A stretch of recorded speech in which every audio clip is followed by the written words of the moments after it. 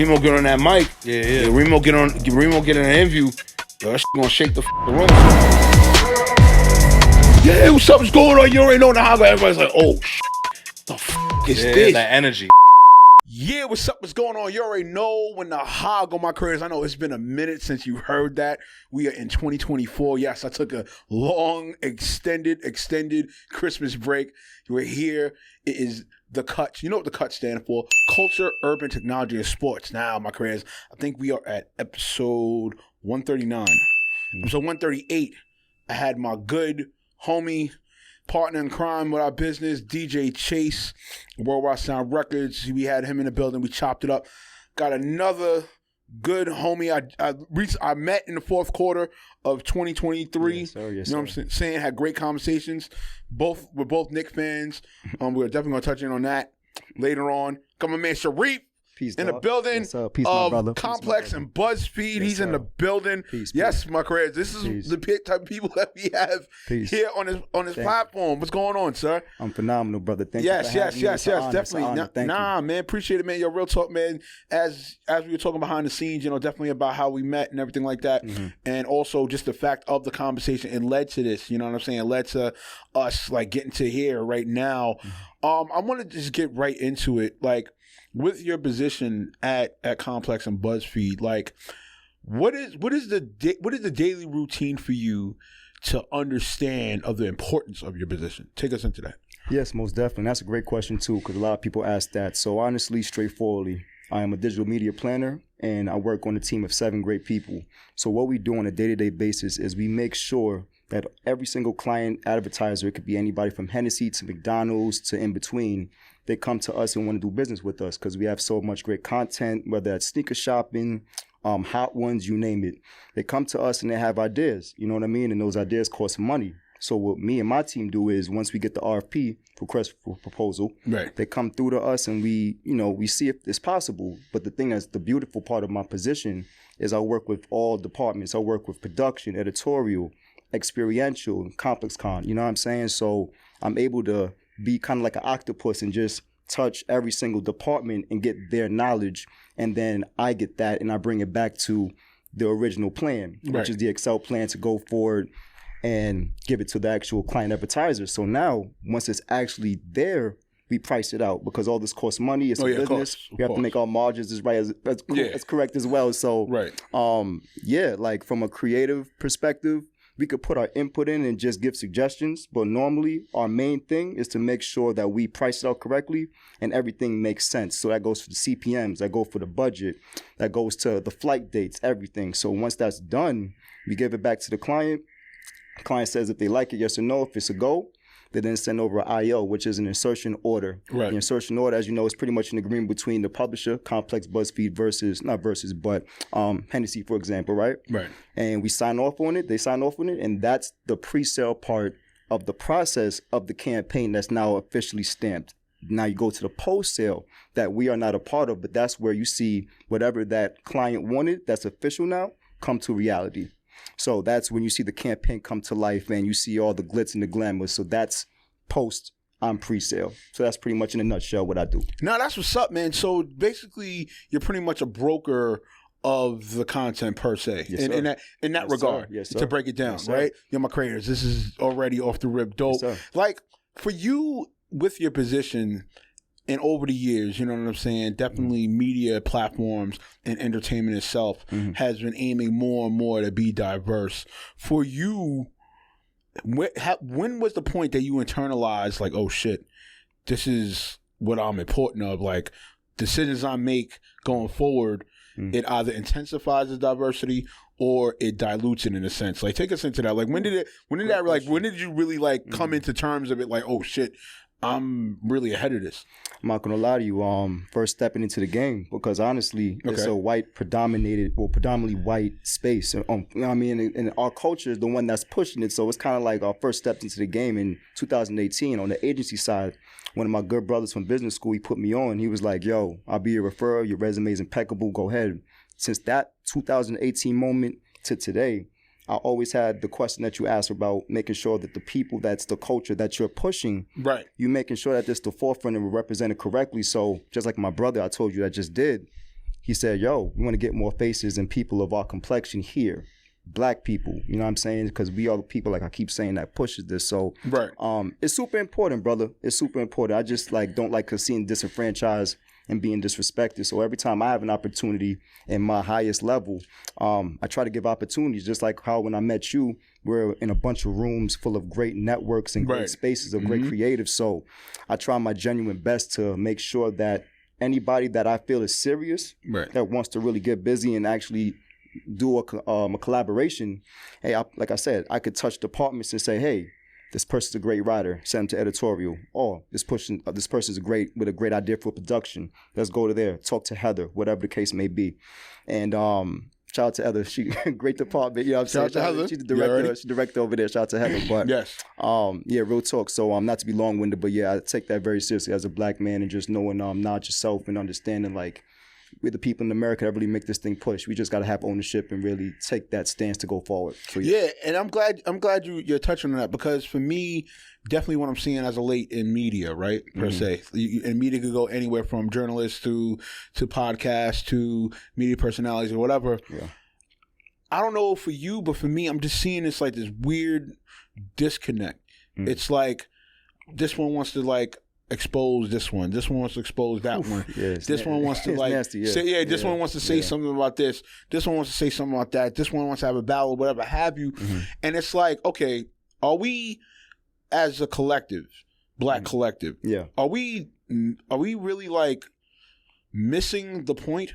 Or is it just okay, we're just doing it to save our own asses? Like take us into it. Yeah, real talk. Let's get to it. That's a great question. I feel like it comes down to like how the person's raised, bro. Black woman or black man. I think sometimes we are raised in a society where money rules all, and money doesn't rule all. You have to have integrity. You have to be a man or woman of honor, be honorable. Right. You know what I'm saying? And I think those are like the ethics and codes that I'm not saying all of us don't have now in this generation, but it's just, like you said, people, it's the wild, wild west out here, and some people are willing to cut throats of people that are close to them and not close to them, that's the same complexion and race as them, to get ahead. And I'm not a believer of that. You know what I'm saying? That's nasty. That's really not substance at all. So, like, if you catch a stray that was not intended, then bam, you know what I'm saying? It is what it is. And I could tell publicly, oh, my fault, and keep it 100. But if you shooting directly at somebody, you have a phone, you could DM that person, you could call that person, like, don't be nasty out here, you know what I'm saying? I think that just goes back down to integrity, being an honorable man, honorable woman, and just take it from there, B. You know what I'm saying? So that's how I see it. Yeah. I'm glad you touched on that, because for me, it's like, it's like every time I see it, it's like, all right, we're missing the boat, we're missing the message, and then on top of that, it's like people double back and say the most outlandish things like, yo, fuck all that, the black love and all this other shit. And it's like, all right, so not only are you a profile figure, high profile, you can say high profile, mid profile, whatever, you're a profile figure that has influence, and you keep putting that message out there. What do you think is going to happen for us, for that matter, or for those that are still striving to go up to get to a platform? You know what I'm saying? You're casting like a negative shadow, or for that matter, you're casting a cap on what else can be happening for that next person to achieve. So definitely for you, I'm definitely glad that, you're one of the few, or one of the many thereof, that are in positions to like, okay, you know what?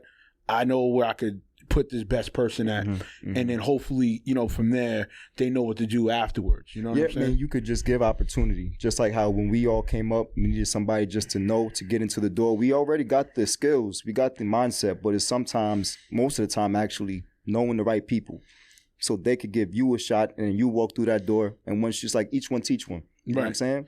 You go like that, and I think what's the word? It's a rotating door, basically. It's a rotating door. And that's how I essentially look at it, honestly. So, yeah. Yeah, that's what's up. And then let's definitely get to your raisings. As we was talking about in the West, both North Side guys, Laurelton guys. Yeah.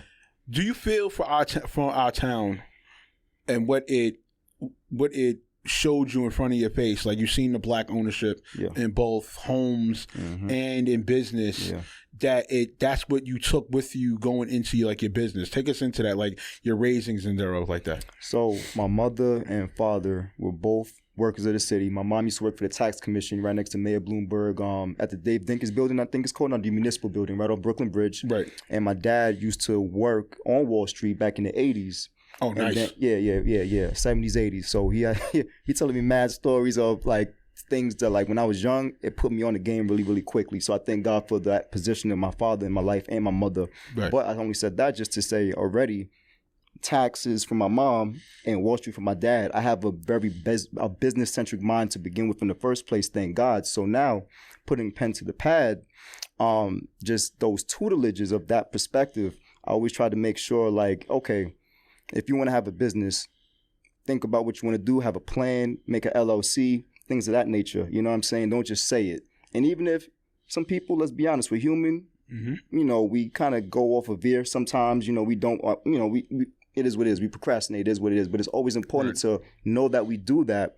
And then once we realize it, nip it in the bud so we could go forward. You know what I'm saying? So, but not to veer off your original question about like my raisings in business, but my mother, my father, I thank God for them to give me the right light and direction. But then when I went to school, just also understanding like those teachings as well. You know what I'm saying? Knowing business acumen, knowing how to move in certain rooms, knowing how to give a firm handshake, look somebody in the eye, like stuff like that, that are once again going to ethics. And then moving forward, that's how now you break bread with people. You know what I'm saying? 'Cause they trust your character. They trust who you are as a man. So, even seeing my dad and my mom, they own their crib. You know what I'm saying? Like Lawton, as you know, it's a very residential area. You know what I'm saying? You really see buildings like apartments and all that. You don't. It's a very residential area. So from birth, before Rochdale, I was in Rochdale for a year before moving to Lawton. You know what I'm saying? But shit, when they moved to Lawton, I seen private home ownership. It's beautiful. You know what I'm saying?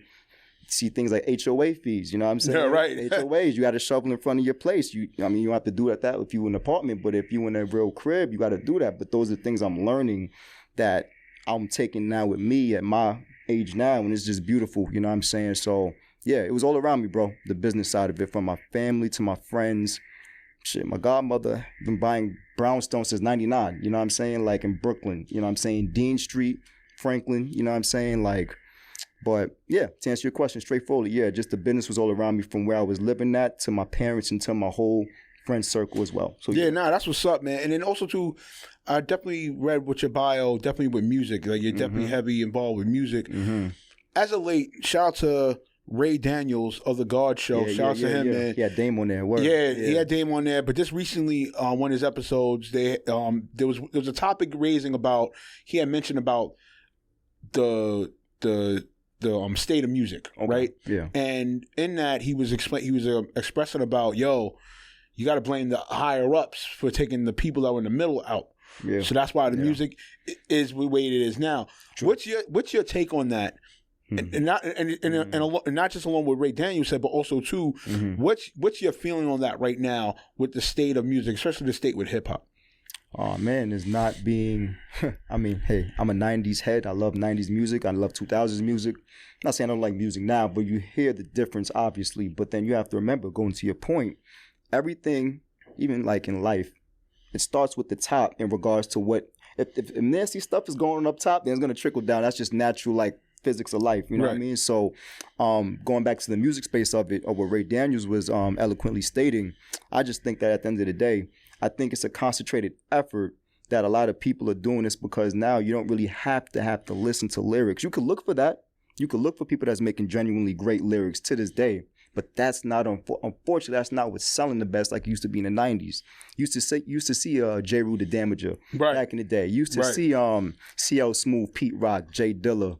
I go on for days. Nas, before Esco, Nasty Nas, you know what I'm saying? Like, these were things that, you know, on the radio, they were pushed very, very heavy. Even like the melodic stuff, the 112, Maces, Biggie, all that. But like today, these days, you can have some lyrical stuff on it. It's still the J. Cole's and the Kendrick Lamar's, respect to them. But it's like, it's the minority, not the field. You know what I'm saying? So I think, yeah, there's a concentrated effort. It trickles down from the top for what they want and what they deem is the most lucrative. and it goes down, and then whatever down here is what people's gonna mimic up top. You know what I'm saying? So if that answered your question, you know what I'm saying? Yeah, no, definitely. And also too, for me, I feel that, you know, unfortunately technology played a huge part. Like, That's a fact. More so the curse versus the gift, right? Yes, sir. The gift was, okay, that you eliminate the longer process of things. So Yes, sir. if you're filming something, okay, AI could put it together. Right. If you want to put a beat together, Mm-hmm. AI could kind of put the beat a little quicker, Yes, or sir. the tempo quicker, right? And an artist too, okay, I don't need the studio really. I could do it on my phone. So I think to my best understanding of what Ray Daniels was talking about is the value and the quality. Yes, sir. You know what I'm saying? Yes, And also too, I don't want people to think I'm siding with, okay, people have to be controlled of what they create. No. Not at But all. Yeah. I do feel you still should have a heavy emphasis Yes, sir. of putting the best quality forward Yes, sir. of what you're creating. Yes, Yeah, you still can own it. I want people to understand, yes, ownership is still key. Mhm. Owning of your own stuff is very key. Mhm. But we also have to understand that a lot of it now is so much at a high, oversaturated rate Yeah. that you're devaluing the value Yeah.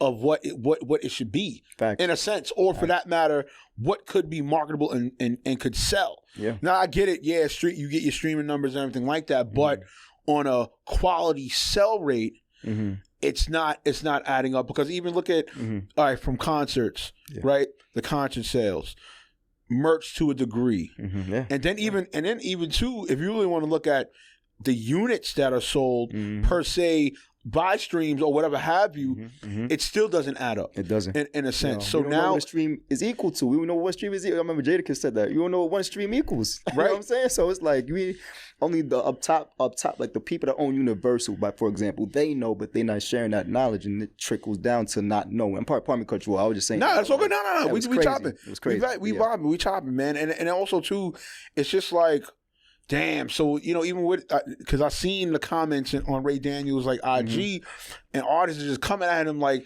yo, oh, you just mad because nobody's hiring him. It's not about that nobody's hiring him. He's talking about the value. Yes, sir. And I feel like just alone in entertainment, motherfuckers that are coming into this are just misinterpreting what someone says and thinks like, oh, that person's saying it because they're mad, they don't get no money no more. It's like, that's not the reason why they're saying it. That's not the emphasis, you know, or the crux Pretty much of what they're saying. The baseline, the baseline, you know what I'm saying? Like, real talk, the baseline is like, yo, son, look at the value, look what's being out. 300,000 songs. Yeah. Let's just say, I'm putting that number out, 300,000 songs being pushed, but the actual ones that are sticking and landing is less than, damn near, if you want to say less than 2%. Yeah, it's nasty. It's less than 2%. So you're looking at best, let's see, mathematically, if you think about that number, that's almost, it's very low. Yo, it's only like what? Maybe at best 2,000, maybe 3,000 songs. If that. I'm just saying. Yeah. That are actually sticking. Yeah. Yeah. Out of the masses that gets pushed out. Yeah. Shit. Even me, when I review the music, I review. Yeah. Because I review music. Yeah. You know, shout out to Groover. I'll shout out Groover on that. Yep. You know what I'm saying? I'm a reviewer on Groover. I may have like 25 songs sent to me. Wow. Okay. Damn. Honestly, no bullshit. And it's not the shit on the artist. I think out of the 25, maybe 6 of them I may stick and repost on my platform, or for that matter, I may give the invite like, hey, I may want to do a feature with shout out to DigiWax. You know what I'm saying? It's not personal. I know it's not personal. It's just like what it is. You know what I'm saying? No, right. It is. What it is. You know what I'm saying? So it's like now it's like, okay, when is the culture or people within the culture or people that are creating really want to take emphasis, or for that matter, you want to take the heave of like, hold on, do I want to put it out the quality? Or do I just want to put the quantity? Like, fuck it. Let me just get the quantity because it's just a quick turnaround. You know what I'm saying? Quick flip, bro. It's a quick flip. And that's why it goes down back to what your real reasoning are. Some people don't have money for bills and they have a talent. They got a brother with a studio. They got a sister with a studio. They do a little melodic thing. Boom, boom. It works. They out of here. You know what I mean? The overnight success. I can't knock a black man, black woman Oh, into yeah. a bag. You got, Right, you right. got kids, you got situations, but it dilutes completely what the foundation of this was back on Cedric and Cedar back in the 70s, like early, DJ Kool Herc, what was he at, 1979, 78? No, earlier than that. Like 73, something like that? Yeah. Yeah, but like Cedric and Cedar back in the day in the Bronx, you know, DJ Kool Herc, like the original perspective of hip-hop, you know what I'm saying? I know it evolutionizes and it changes, but, you know, you want to have people in here that want to be here for the real substance of it. So that's why earlier I was talking about like the Coles and the Kendricks, even the Drake to a degree. Like, even though he's not like a rapper, he raps, but he's an artist. He's bigger than just rap. You know what I'm saying? Yeah, right. So, you know, damn if you do, damn if you don't, brother. For No, real. no, I right. can't And I want it to be understood. Yeah. I'm not saying it to where I'm against artists to making $1 or I'm against artists to doing their things or creators to doing their thing. I am just stating and saying Observation. of, yo, the quality gotta be there. All day. You know what I'm All saying? day. The quality gotta be All like. day. Look, I'm not saying that. Oh, hold your tracks. You're not allowed to put your music out. I want that to be very clear because that also too is starting to be a thing of people are not qualified to say something, or if people are in the industry and they're doing it, you're not qualified enough. I just want it to be very, very, very clear. I am not trying to be that person that's saying, "Oh, I don't like it because I don't like what I'm hearing and all that," and "Oh, you can't make it and you got to be a special person to make." I'm not saying it. What I'm saying is, if you're coming into this industry, right? Entertainment industry. You come into this entertainment culture, right? Regardless of what you do in this culture. Right. Just have the wherewithal to understand, like, all right, let me come with the best quality forward. Yes, sir. That's all that I'm coming from. I agree. You know what I'm saying? I agree. 100%, You know what I'm saying? 100%. Because also too, like I said, you know what I'm saying? I know you've been in the game for a minute. I've been in the game since 2006, right? Respect.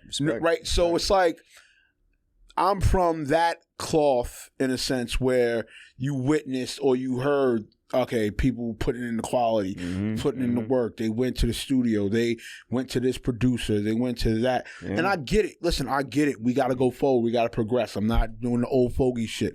But in the same token though, you got, like, as a creative, it has to be some kind of feeling inside of you. Be like, all right, I'm not putting out my best integrity, work or creative work. You know, it can't be just because the numbers is slapping. I get the numbers is the numbers. Numbers is important per se because of business wise what it's come to now. But as a creative, naturally, as a creative, it has to be something within you going, wait, hold the fuck up. Something got to strike a chord in you, like, damn, something's wrong. You know what I'm saying? Something's wrong. No, right. Something's wrong. Right. You know what I'm saying? So that's just great. But also too, let's get to your sports. I definitely want to talk to your sports. It's awesome. Knicks. I know you're an avid Knicks fan. I'm a Knicks fan too. Sir. Yes, sir. Born again Knicks fan. I will admit that. Went off the boat. Yeah, but I'm born again Knicks fan. Yeah. Because the franchise finally starting to like do things right and everything like that. OG trade. Yes, sir. All right. Talk about before when you heard it. And then after, did you jump off the cliff, jump off the roof, like all of our fan base did? Because they motherfuckers was wilding. I get it. Don't get me wrong. The quickly, all right, I get it. But for me, we got to think financial future. Word. Right. I mean, for real, OG and Anobi, when I first heard it, I was like, okay, first off, who we giving up, right? Roger Barrett, Emmanuel Quickly. Emmanuel Quickly, bro. That's the spark off the bench. We need that because right now, unfortunately, we don't got that. We got Dante's and he's on the actual starting now. So who's coming off the bench? I mean, you got Sims sometimes Hart. Like I think it used to be DiVincenzo, but then now DiVincenzo starts. Right? Yeah. So I think right now there's I was hearing about. I'm gonna get back to your initial question, but I think there's a few people that I think they have their eyes on. They have DeJounte Murray, which I don't. Right? Well, we can talk about that. Facts. Definitely, but definitely, I'm not to overlook your question. Go back to the initial joint. Definitely. Real talk. I mean, I know OG Anunoby is not a offensive dominant scorer, but he definitely does that in the reverse in defense. He had good length in regards to defending the ball. He's good. He could make threes. He's getting better. If you look at his career stats, he's actually this season, for whatever reason, even before the Toronto. In the corner. Yeah. In the corner was he's at 40% type shit. Yeah. So it's like, yo, you know what I'm saying? And it's working out. I think this was their first loss yesterday when he's like 5-0 before the loss yesterday. I think it was a couple days against Kyrie Irving against and Dallas. the Mavericks. Yeah, Kyrie went for 44 in that game. Career high with the Mavericks. I was like, damn, all right. Kyrie has something to prove. You know but Kai's Kai though. But people forget that though. Kai's Kai though. People forget that though. Kai's Kai though. This is bro. Rod Strick's godson. Right. You know what I mean? Right. Shout out to Rod Strick, but I'm like, yo, the legend. But like, yo, so what I think about the trade before and after, it's cool. I feel it was a win-win. I think like RJ went off for 37 over there with Toronto. When he went over there, Quickly's doing his thing over there, and then we got a good piece over here for defense and good offense too. So I think it's good. They have to do some more. Right. But I think real, yeah. All right, let's piggyback on the more. Yes, sir. So the big man. Yes, sir. Julius Randle's name's back up on the trades talks. I think we got. Do you feel? Do you feel? Yeah. No. Do we? All right. Hold on, because I remember we had talked. Yes, sir. When we first met, and I was animated. I was highly animated.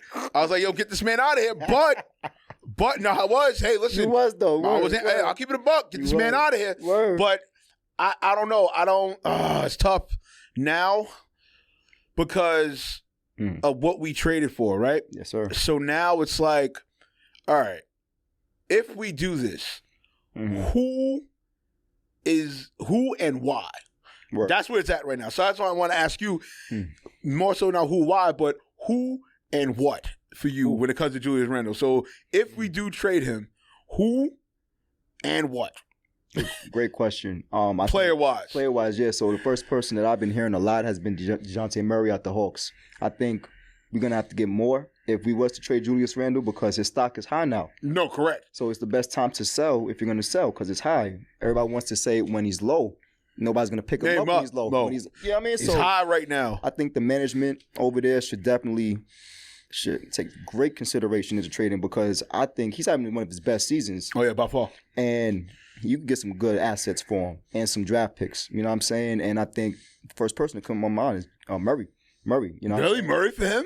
I think, no, and some other people too. I can't think of another person to put the package with for Julius Randle, but he's going to be 2 players, some money, some draft picks, something. It's not just going to be DeJounte Murray, obviously, but you have to make it formidable. It has to be a formidable kind of trade, you dig? So, but yeah, I don't know why. For some reason, I don't really hear about a lot of people besides Murray that they're looking into. I mean, I'm sure they're looking into more. No, because the other one is what's the other one? Brogdon. So the potential trade for Brogdon is Fournier. Yeah. I think Fournier and Grimes. And he's nice, bro. I think Evan Fournier is tough, but I don't think what's up with that, man? Because it's Tibbs. I told you it's Tibbs. It is Tibbs, man. It's fucking Tibbs. It's a shame, man, because he's nice, dog. He just doesn't get utilized enough, and it's a shame. It's a shame. It's the fucking coach. Because he's so defensive centric, and he runs the plays into the ground. We know that. But every time. This whole season, even last season too, when I see Evan Fournier in the playoffs, we're down 3 games. Yeah. You're telling me don't put a shooter in? We're down 3 fucking games. What's the didn't put Derrick Rose in? Not at didn't all. put fucking Evan Fournier. Not at all. Who, by the way, was top 5 yes, sir. in 3-point percentage. Yes, sir. Yes, he was. You're right. And it's just confusing to me. So, like, I'm glad I'm not the only person that peeped that. So it's like, why is he doing? They might as well trade him as a free slot then, because like he's not being utilized here. He been playing. They put him in a few games recently, but it's not like barely. Barely. Just like get a few touches, but like.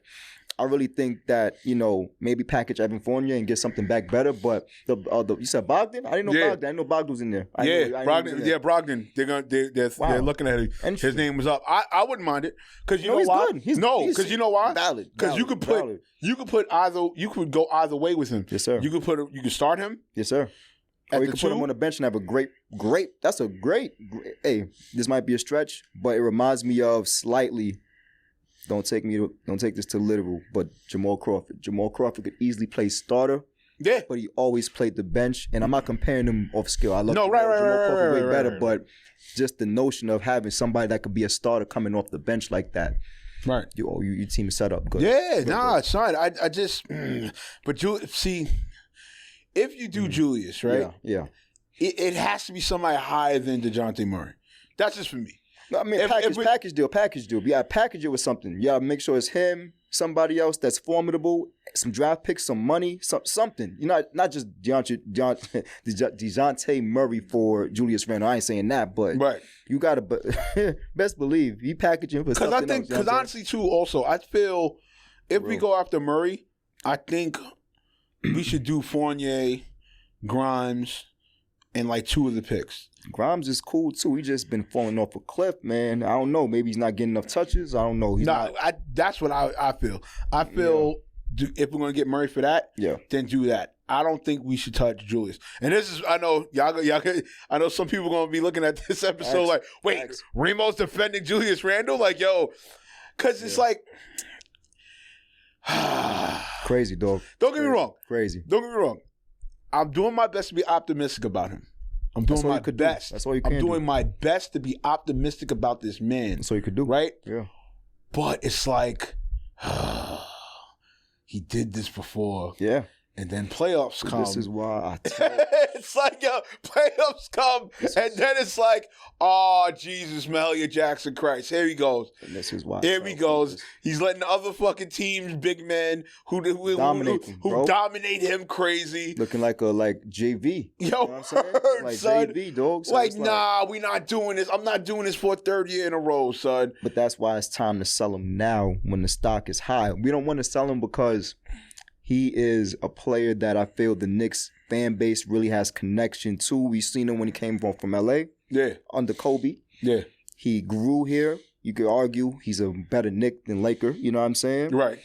And it's just that emotional thing, but we have to get off the emotion and get to the reality because he's always going to be good. Not Jalen Brunson. Julius Randle's always going to be good, but we have to remember, dog, that at the end of the day, he's very, very, when times get tough sometimes. No slight to the brother. I don't know him personally, but sometimes mentally he goes off somewhere and then when he doesn't want to do it, he chilling. Oh, man. And he just be standing in the corner and then Jalen, I know Jalen be like, yo, bro, come on, son. Like, give me what something. Are you doing? Yeah, so he just be in the corner. He's getting double teamed. So that's the only thing. When I see, like, he don't got that dog in him like when Jalen Brunson be going off, man. When Jalen Brunson go off, and even when he has bad nights, he tries to make sure that he is some way an asset. He's not just a body standing in the corner or just, you know, just chilling, B. So I really, those are my reasons why I think we should trade him now, Julius Randle, because of how great he's playing. He's playing career high numbers now. You know what I'm saying? Yeah, right. He's great. He's great now. Right. So that's my best thing I could say to trading him. But it's like ripping off the Band-Aid. You gotta rip off the Band-Aid, bro. Yeah, of course, you know what I'm saying? Of course. So yeah. Of course. But shit. All right. So Dallas Cowboys. That was wild yesterday, man. Yo, son.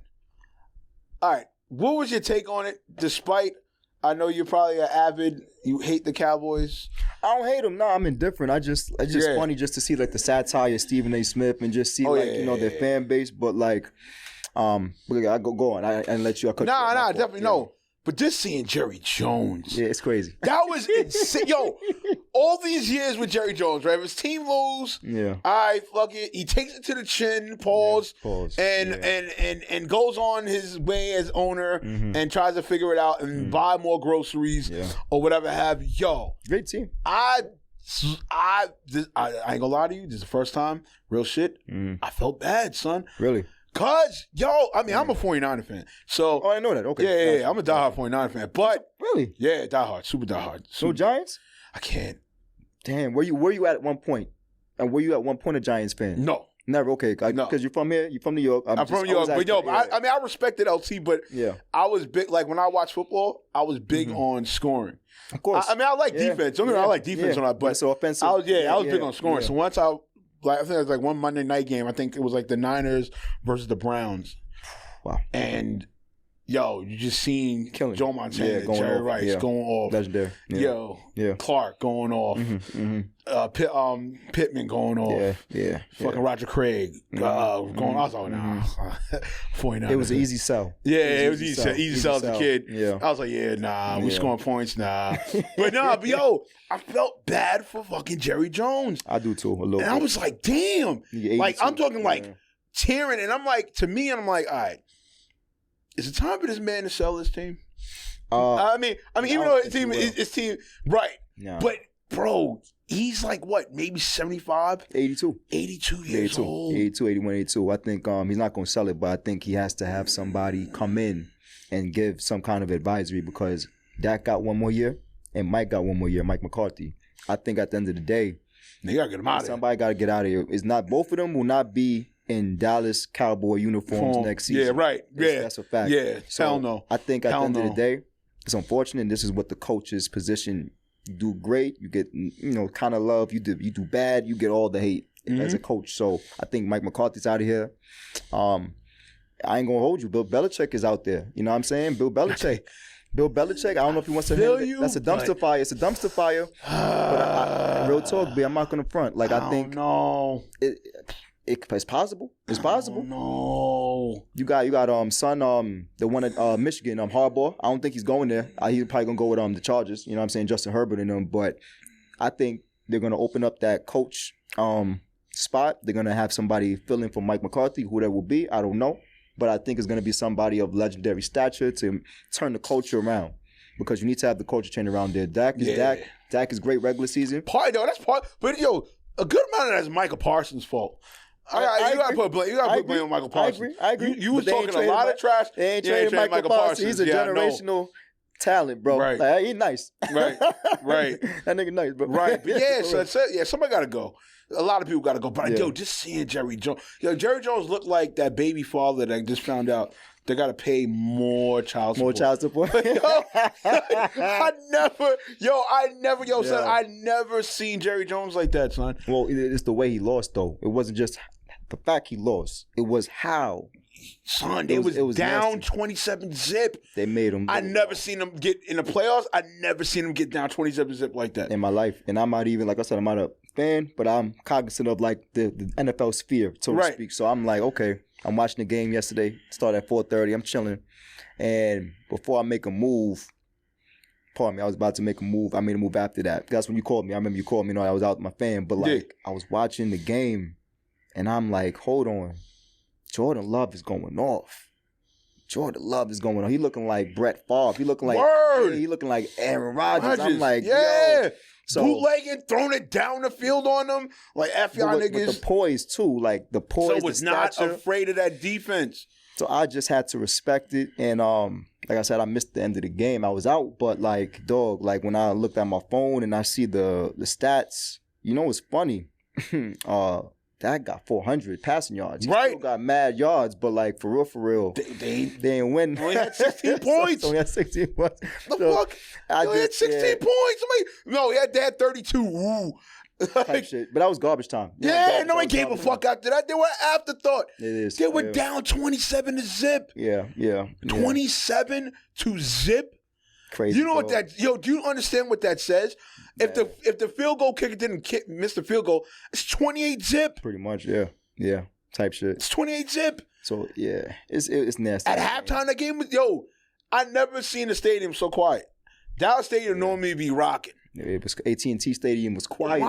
Quiet, brother. Super quiet. You would thought like you dead would thought like somebody like pulled the plug like all right, time for y'all to go. Yeah, all right, that's it. Bro. Yeah, all right, now concession stands. We're not selling beer no more. They probably stopped it. Word, it was too tight. You know what I'm saying? Hope nobody got hurt out there too, because they're emotional out there too. Respect for their Cowboys. Hell fucking yeah. Hope nobody got hurt outside that stadium on the way home. Hope everybody got back safe and all that. But yeah, like it was just that shit crazy. You know, like I said, I'm indifferent towards it, but like just as a sports person. Seeing it, I'm like, yo, like, it is what it is, dog. Like, shit, sad, sad, man. Wow, business. I'm just like, yo, beloved, like, how? Yeah. But back to Jerry Jones again.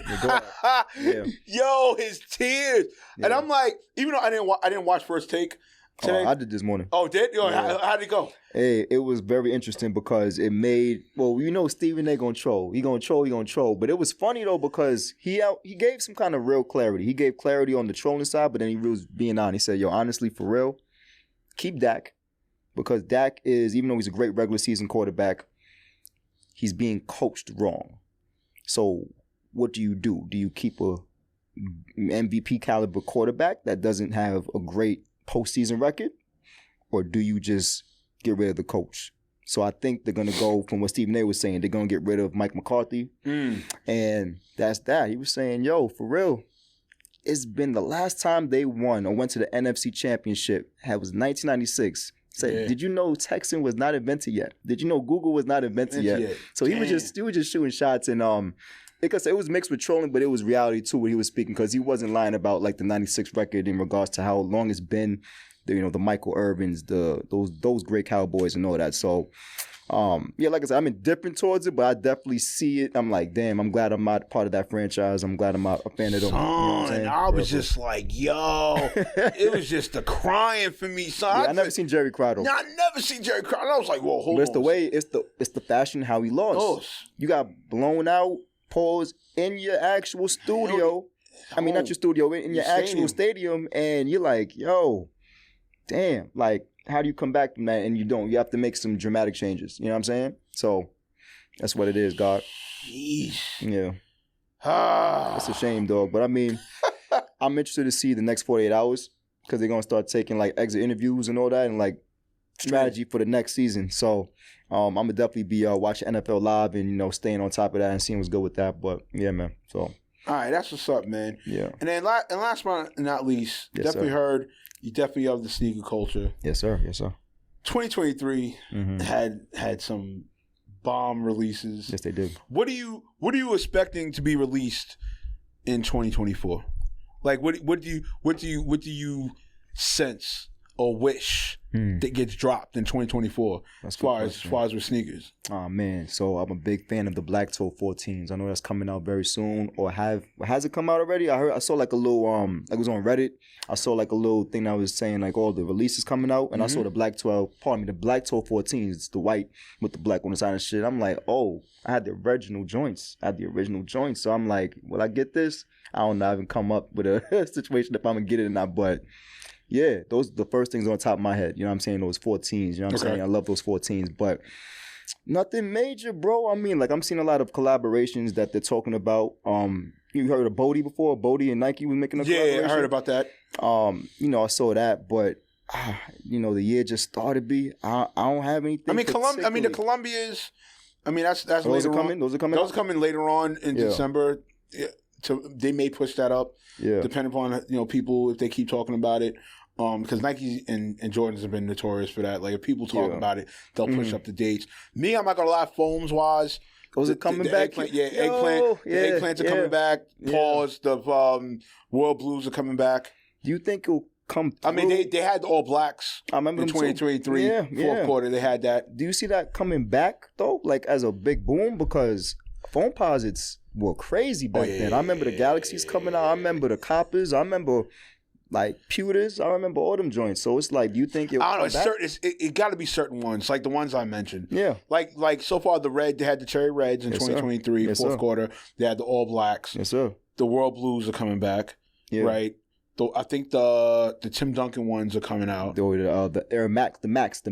It's like Max Premium, something like that. Yeah. But the Tim Duncans, the shit with the bubble, the little silver joint. Yeah, those are tough. Well, besides those, the other ones that he had the white and cream. Him and Pippen had both the white and cream ones. The black with the white. Yeah, they both had those. Sheesh. I'm not gonna lie, even though the White Thunders cool, White Black Thunders.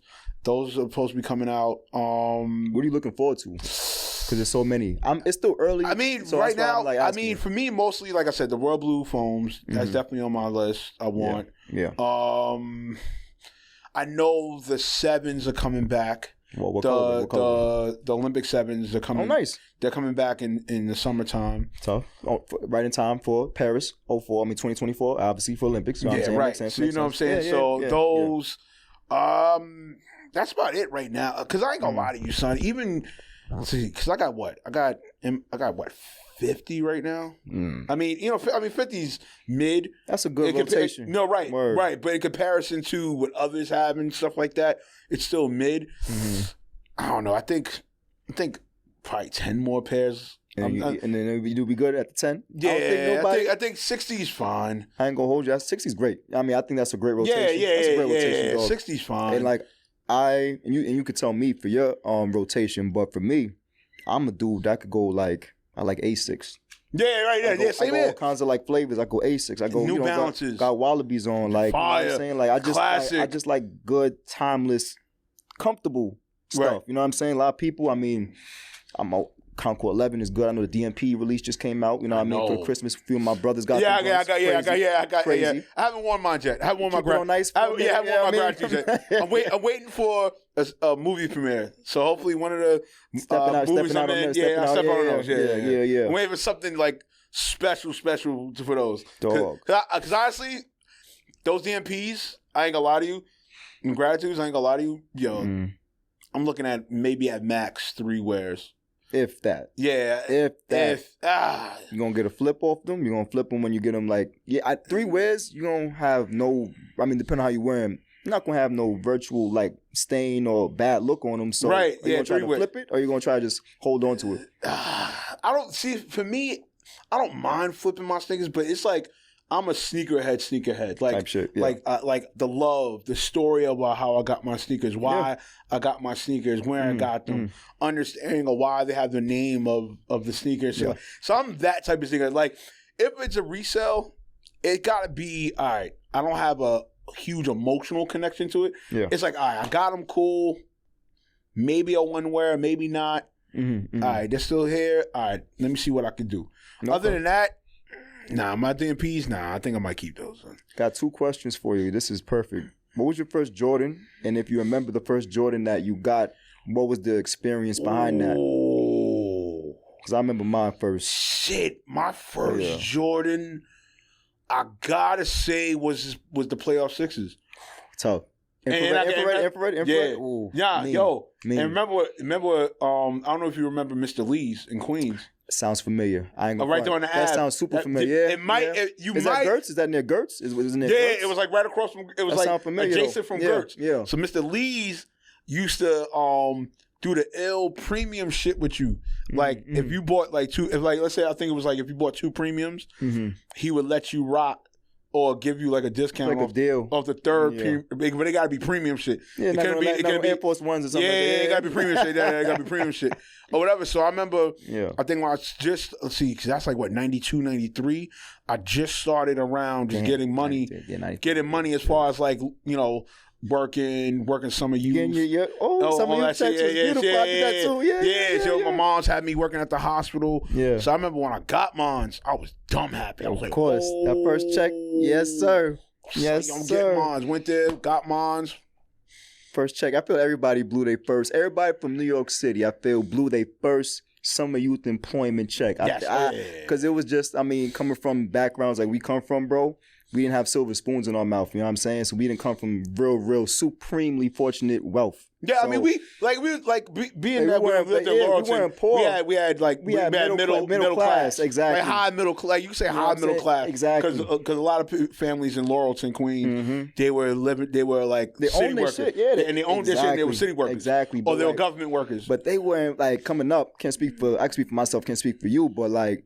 My parents would give me the J's. I had to work to get you had to get them. For Christmas. But like that's why I think like the summer youth employment stories are so ill when you hear about first checks because my first check we went to some Obsidian 12s, lows from Foot Locker. I'll never forget that. But that wasn't my first J. My first J was 18s off East Bay. Oh, lit. I got some 18s off East Bay. I was like.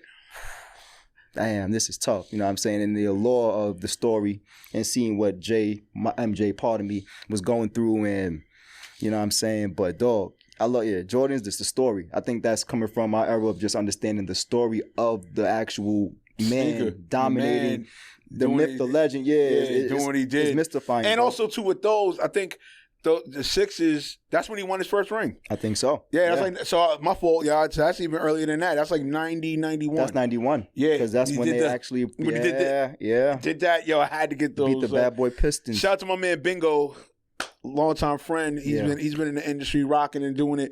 Longtime friend from Laurelton. He had him on the block first. He had him on the block first. I ain't gonna lie, he had him on the block first. Then I followed. Did I follow? I think he had on the block first. I think shout out to my man Mystic. I think Mystic went, and then a couple of my other homies from the hood had him, and then I think I followed up last and had him. But those, I feel like, and you could speak to this, bro, like the quality was so much better back then. You could play in them, you could go to the fucking party in them, you could do anything you wanted to in them joints. So that's why, like, I look at the J's now, I don't really buy it as much unless I really love it. Like I was talking about the 14s, I gotta love it, dog. Yeah, I love it. I really, I think they're not making it to the best of quality anymore. You know what I'm saying? They're making it just because they know people are going to buy it up. You know what I'm saying? Which is, you know, business cool, good business model. But, you know, damn, them eras of just seeing retro cards in the joint, you know, you know what I'm saying? Like stacking, collecting retro cards and, yeah, bringing me back memory lane as I'm talking right now. Got memories and all that be. But, yeah, bro, yeah, Jordans is dope. I love Jordans, man, to this day. You know what I'm saying? So Yeah, definitely, son. Man. Any last notes? What's the latest for you for 2024? What are you looking forward to with Complex and BuzzFeed? Like, take us into that. What should we look out for? You don't have to put everything out because I know yeah. No, but real talk. But like, I'm keep it for you and your team, what is the aim for continued success? Honestly, just to continue the solidarity that we have and continue to uprise in the vision, because the vision, what we did 2023, we exceeded expectations, but then we also want to continue to reinvent ourselves. Right. Whoever's coming to us, whatever client advertiser wants to do business, we're open for it, and we just want to do the best we can every single time we put our best foot forward, because that's our name. We work Complex, BuzzFeed, that's our tagline, so it's a representation thing too. So, but for 2024, just making sure more deals come in, bigger and better, you know what I'm saying? More money coming in, more revenue. And yeah, that's what it is on the business side. And as for myself, continual growth, keeping the circle tight, keeping good brothers like yourself. We stay networking and all that. Yeah, definitely, of course. And, of course. you know, keeping peace of mind, God first, as usual. And, you know, not just more money, like I said, but keeping your mental, your physical, your spiritual, and your emotional very strong. So, yeah, that's what it is for the 2024 year and beyond. You know what I'm saying? That's what's up, yo. Let me bring it in, yo. Peace, God. Thank you. Yes, beloved. You already know what it is. Oh, reaching out to you out right now, my creators. Reaching out. Let my creators know where to follow you at. Yes. The one and only Reef, REEF, and that's just on Instagram. So thank you. I appreciate everybody. Thank you. God bless. You already know what it is, man. My creators, you already know what it is, son. You can follow me on everything at Reemo Meerak _ as well as follow this platform, Culture, Urban Technology, and Sports. Culture, Urban Tech, and Sports.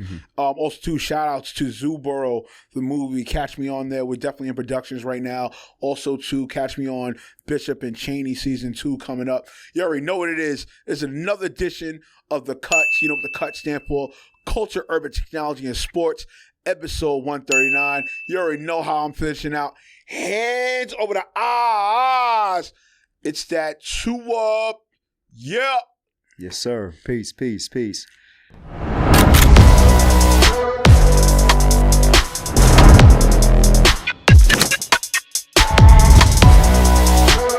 Reemo get on that mic. Yeah. Reemo get an interview. Yo, that shit gonna shake the room. Yeah, what's up? What's going on? You already know the how. Everybody's like, oh, the is this? That energy.